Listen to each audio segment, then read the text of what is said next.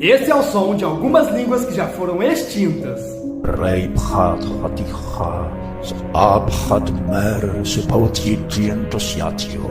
Elteton hypnos amarte. Luon beledemetatum. Equidem nullum aliud consilium nisi mali vestri impediendi dineo. Iltam sumra rashupti ilatim. Litait belet ishi. Tu hopon kokin. Tu halna kaan. Tu tibi tal. 17 rökstolar, brother. Hvað hef ég gjört til að bera svo báa kvenni? Top demais, não é, pessoal? Então o que você está esperando? Já deixa o like e segue o nosso perfil.